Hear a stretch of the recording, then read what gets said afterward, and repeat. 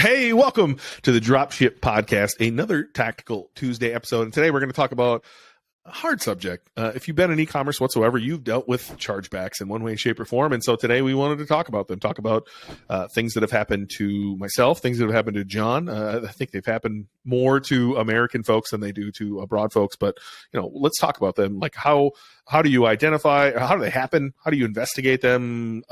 Is there ways to circumvent this? How do you win chargebacks? Things like that. So let's talk all things chargeback today.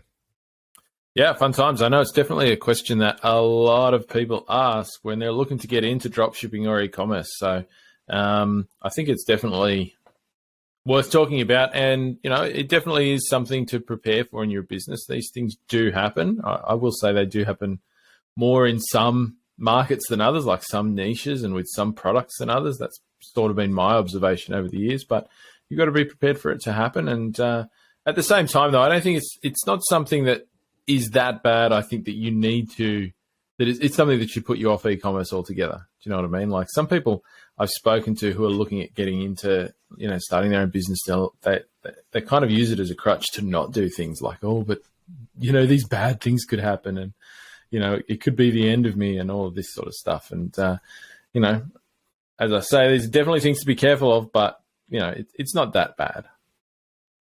They come in more ways than one, right? So one area we want to touch on today is just fraud, right? And fraud happens.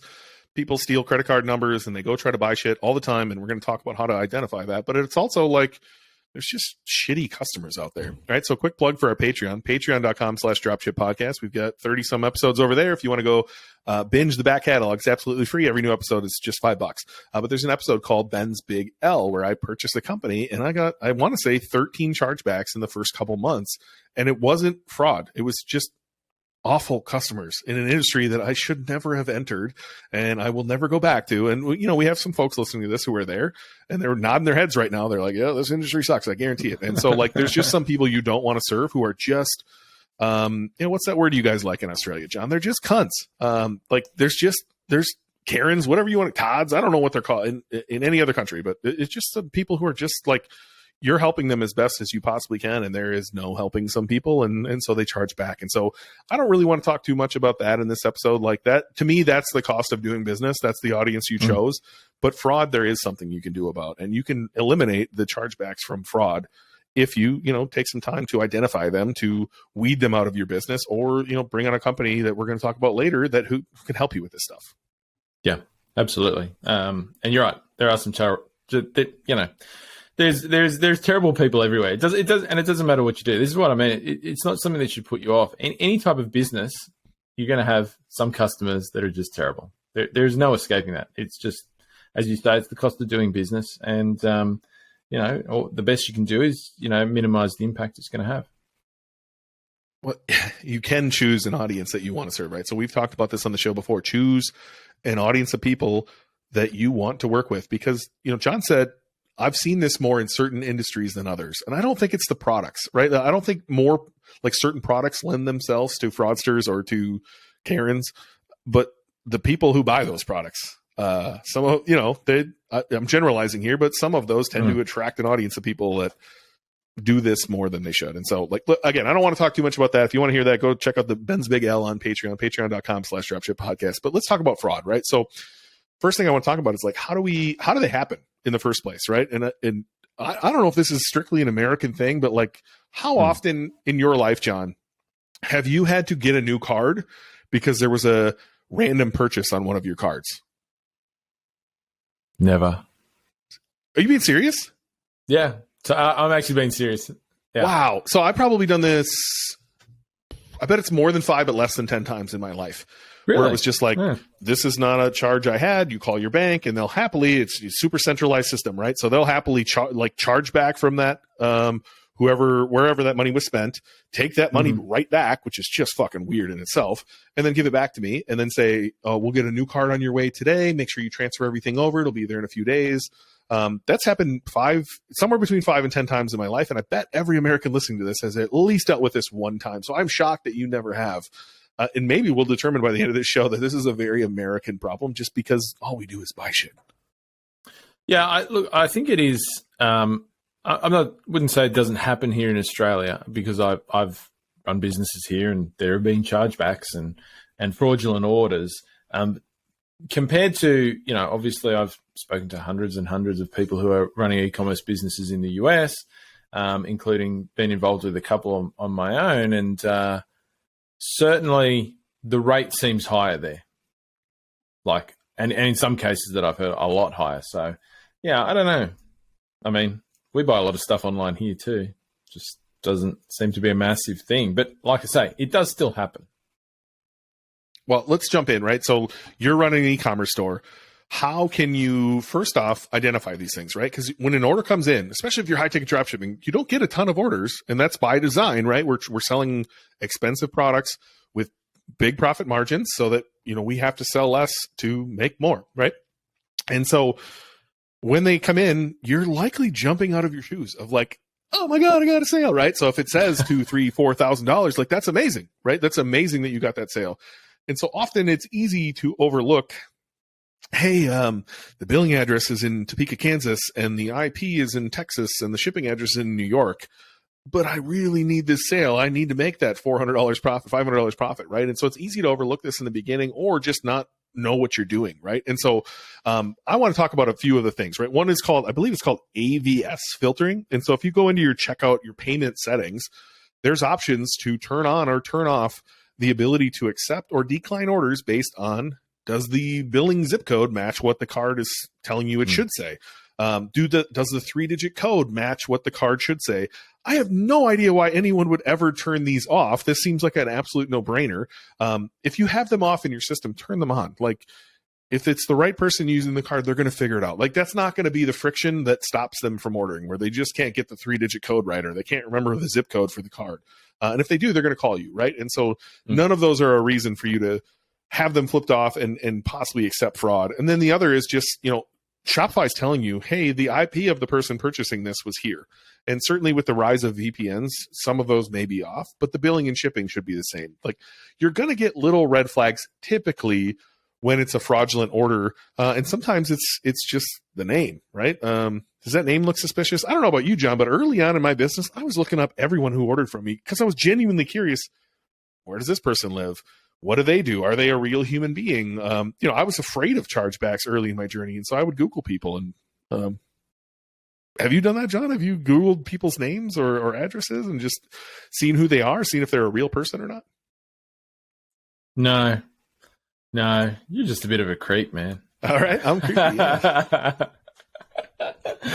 I don't think so. But certainly in the case where I've seen things like that, and you get them legitimately sometimes, like somebody lives here and they're ordering something to ship to a new house that's over there. So when I first started, I was selling homewares, right? Like products people were buying because they were building a new house somewhere, or they were moving house to a new house, or they were renovating something somewhere. And at that time, they were living somewhere completely different. So they'd often get the products delivered to wherever the new place was, which wasn't where they lived or where their IP was located. And so you would see fairly often those sort of mismatches between, their various data points. And in those cases, yeah, it's worth looking into a little bit, because often as well, those things will trip Shopify's little warnings. It'll say, this order is a medium risk or a high risk of fraud. And when you see those, I mean, I think you're right. The temptation is just to sometimes say, like in the beginning when you want to get some sales, yeah, look,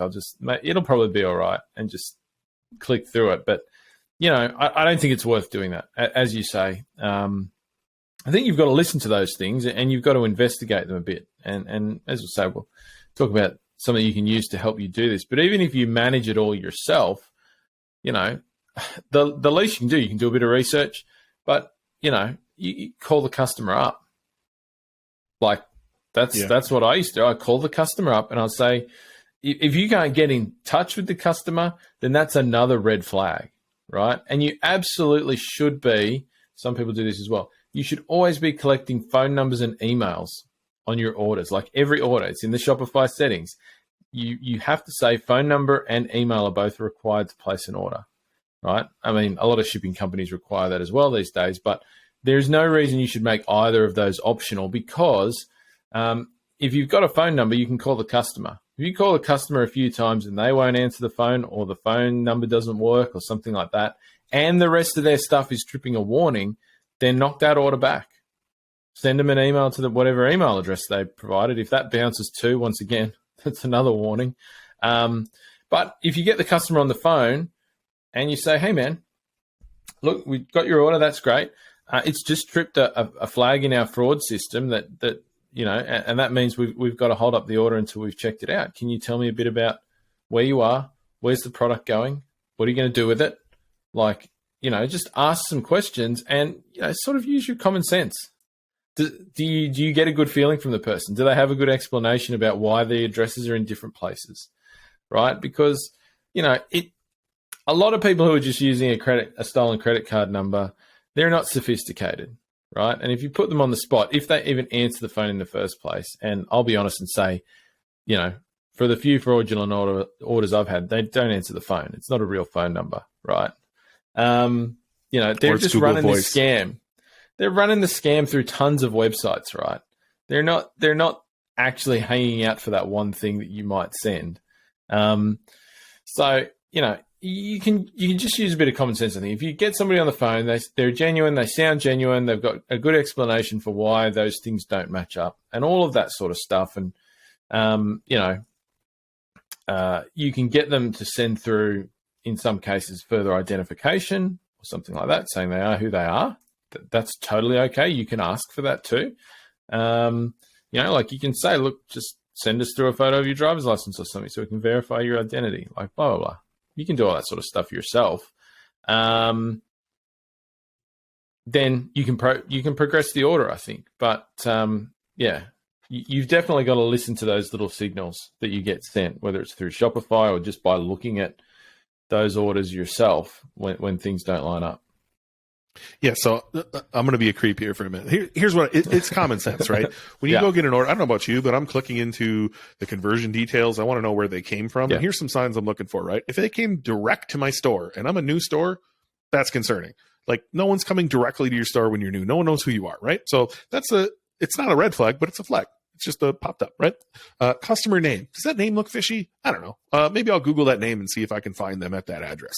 If I look and I see that the email address is for a Bill Johnson and the order's for Christine something or another, that's a red flag. That seems really weird, right? Yep. If I see the billing and shipping address are different, if I see the phone number is wonky, or the area code for the phone number is nowhere near where the billing address is or the shipping address, like all of those things are just like little flags that cause me to look a little bit deeper.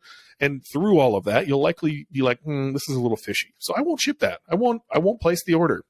And I'll do what John said. I'll call the customer. 99% of the time, it's a phone number that doesn't work. I have had one time, it was a Google Voice number. So it rang through and then said, you've reached Google Voice number, blah, blah, blah, and nothing happened. So I tried calling again, and then they picked up, and it was somebody who could not speak very good English, but I could clearly tell, just again, using intuition, this is not who it should be, right? And so I canceled that order. Another time, it made it past all of those checks, and I shipped the order, and I noticed that the order was being rerouted from the home to a FedEx station point in a town that was about 60 miles away. And I was like, that's really, really weird. Why would that be happening? And so then, I called the customer and they were like, I've never ordered this. Thank you for the heads up. That's clearly someone stole my credit card numbers. And so we had FedEx hold the item rather than allow it to be delivered. But look, there's no shortage of people who want to rip you off. It's never going to end.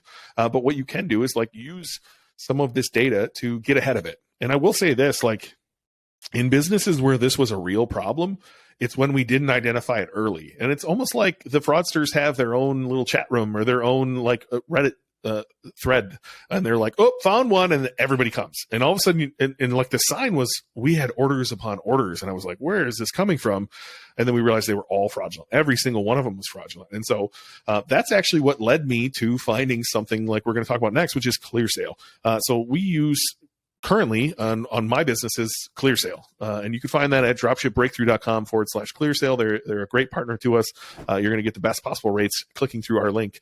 So I definitely recommend checking that out. But what they do is they analyze this stuff for you. So they analyze every single order so you never have to think about this again.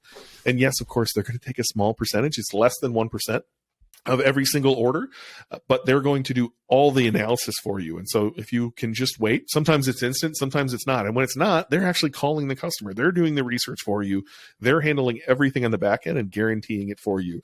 And so every order, you should just wait till it's approved. And when it's approved, you know you're good to go. And even if it's fraud, ClearSale is going to take care of you. They're going to give you the money back if you can show that it's fraud. Now, we talked about Karens earlier, and we talked about Todd's, and I did like saying the word cunt, John, so I'm going to say that again. We talked about some cunts. ClearSale is not going to reimburse you for that, because that's not fraud. That's not what they do. But they do handle all the fraud. And so, like, if this is a real worry of yours, and in my opinion, every new business, it should be at least a worry in the beginning, because a $2,000 order that comes out of your pocket when you're just starting, that sucks. Believe me, I've had that happen to me. It's not fun. And so I would recommend every single new business or every early business, if you're not doing $20, $30, $50, $100,000 a month, where you can actually start setting aside some money to cover your own chargebacks and do some research on your own for every single order, then you should just sign up for ClearSale today and just take that worry away from you. Absolutely. Yep, definitely. Great advice. I think, in the beginning, when you're new to this stuff, it definitely makes a lot of sense to just use, a service that obviously we know works. It's very good, because it's more likely in the beginning that you're going to miss these things. You're not used to the flow of your orders, what you're looking for, all of that sort of thing. And I think we've given you some great pointers here, but you can shortcut that initially. And who knows, down the track, when your volume's a lot higher, you might look, you could do some of this stuff in-house yourself. But, that's definitely a possibility. But in the beginning, it's just simple. Use ClearSale. They do a great job. All right, let's talk to the person who said, I don't want to pay ClearSale. I don't want to pay them a fraction of 1%. I need that money in my pocket. I'm going to solve this. And then they go get a chargeback. What can they do to win a chargeback, John? Have you won any personally? I think, look, honestly, I haven't handled a lot myself. As I mentioned earlier, they're not a huge thing in Australia. So early on in my business experience with dropshipping, I don't think I got a chargeback until I'd been doing it for like 3 years. I think it was somewhere around there, right? So that's amazing. Yeah. I was surprised, because at the time I was hearing people in the US talking about, I got this chargeback, or I lost this chargeback and it cost me money and stuff. And I was like, what's a chargeback? I don't really get those, what's Must going be on nice, there? Yeah. So chargebacks that I've won, certainly, I think I've just had a couple that I can think of, that I can recall right now, where the person who placed a chargeback, obviously they placed a legitimate order, we shipped it to them, they got the product, and then they placed a chargeback claiming that they never received the product, right? So in those cases, actually the ones that I won, we actually had communication with the customer around their order, so we could prove that they placed the order and it was a product that they wanted. And the shipping company also kept good records of the delivery of the product. And so we were able to get our hands on those, like as in the customer accepted the product, and there was documentation of that happening. And so obviously when you get a chargeback, you're going to get sent something saying that a chargeback's been placed against you, and you can put a case in. And I think, you got to give them as much as you can, like any documentation regarding the order. You've got to give them a thorough explanation of everything that happened around the order.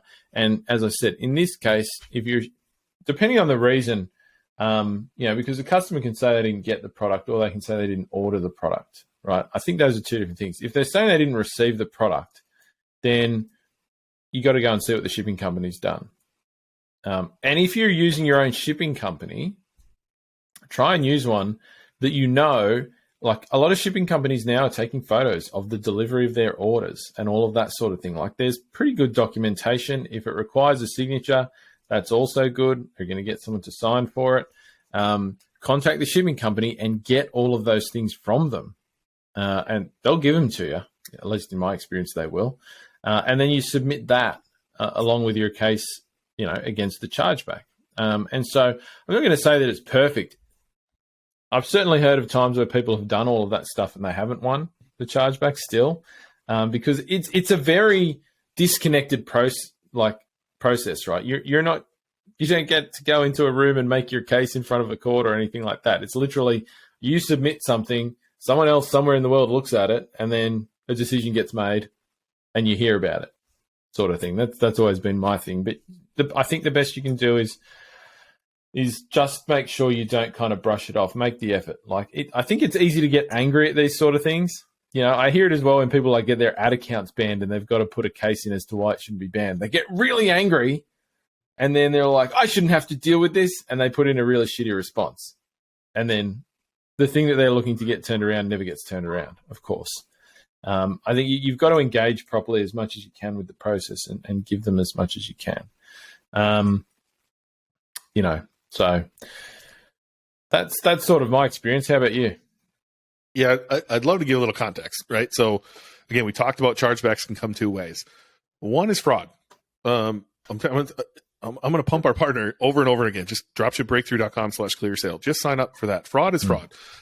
If somebody's charging back because it's fraud, and you're going to fight that and try to, I tried to talk to John about this before the show. If John got his number stolen and somebody bought something from me, and then I'm going after John, you shouldn't have got your number stolen. You owe me money.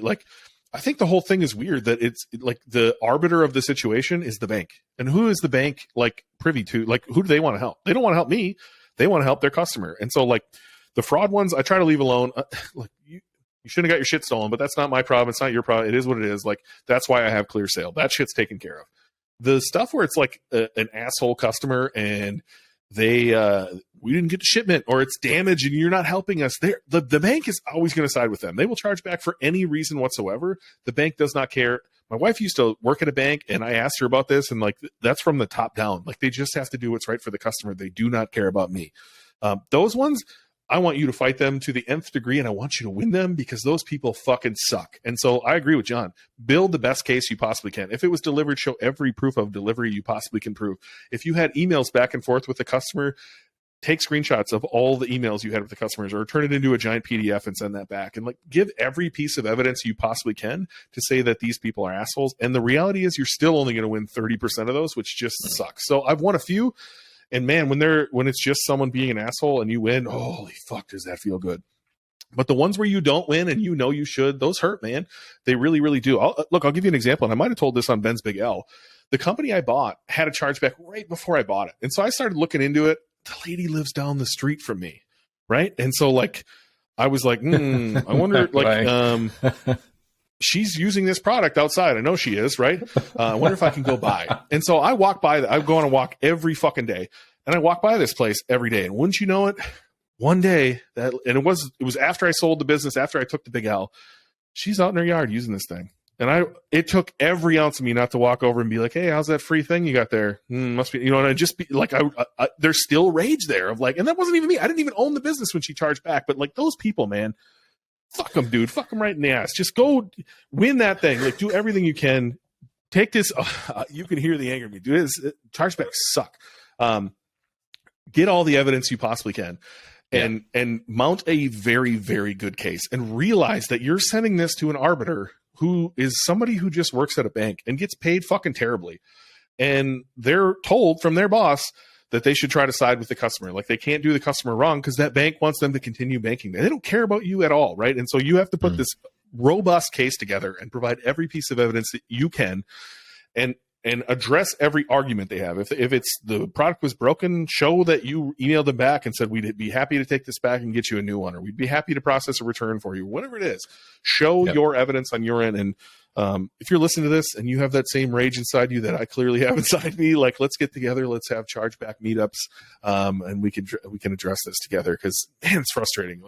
Even on the I own pet supplement store. I don't know if I've ever had a chargeback there, but if it was, $20, $30, $40, that wouldn't bother me. But some of these orders are $2, $3, $5, $10,000, and they're getting away with these chargebacks, and that just blows my mind. And so, I think if there wasn't a lady literally down the street from me where I can see her, it wouldn't bother me so much. But I kind of want to walk over and say, I don't know how I haven't said something, if I'm honest, because I've seen her more than once now. And I really just, all right, I'm gonna stop right now, John, before I get really. Go ahead. Take over. Yeah, no. Look, I think you're right. I mean, you can just do the best you can and be as proactive as you can in your business. Touch base with your customers, respond to their queries if they have them, and make sure you're keeping a record of all of those things. So when you finish communicating with a customer, don't delete their emails out of your inbox, right? Just simple stuff like file them away, save them, attach things to the order history in your Shopify backend and all of that sort of thing. So you've got notes. And if you're using a customer service team, if your business is at that point, make sure that's part of your SOPs for how they do, customer service. They should be taking copious notes about every order. They should be taking notes about somewhere in some system, whether that's in Shopify or if you're using some other tool to manage your customer service. They should be every interaction they have with the customer. There should be some notes about that, right? Because you can draw back on those things when you have, if you have one of these situations come up. But look, I think there's some great advice there. The last thing I think I'd want to say on this topic is, once again, these things do happen. And so you have to expect them and be ready for them, but they don't happen in, great enough numbers that it makes any sort of business not worthwhile, right? This shouldn't be a reason that puts you off from doing e-commerce. I really want to stress that. If you look at it over the stretch of running a business over some time, these are never things that kill a business. They suck. They can give you a little financial hit, but in the grand scheme of things, you're going to make more money than you lose to things like fraud or chargebacks, right? Like there's downsides to every business, right? Like, imagine you owned a rock climbing gym. What are you worrying about there? Someone might fall off and break a leg and sue you, right? Like there's liability there. There's whatever business you're running, there is like one subsection that really sucks. And it's probably, a minuscule fraction of a percentage point of the time you ever need to think about your business. But it's there. And so this is it for e-commerce. Chargebacks suck. They suck. They suck even worse for high ticket dropshipping because the products are so high priced, but they happen so far and few between. And honestly, you can alleviate all of the fraud side of it by just signing up for someone like ClearSale. If you can handle, the assholes in your business they're going to come. It's not really much to worry about. So I'm with you, John. I hope it doesn't hold people back from getting started. I know certainly when I started, it was a topic, and we see it with our students. Sometimes it gets brought up, right? And I can remember that feeling early on where I didn't have any fucking money, and I was like, man, if I get a chargeback, this is gonna suck. And then I did, right? I ended up getting one early in my journey on the 3D printer guy, and I had to overcome that, but it's part of the process.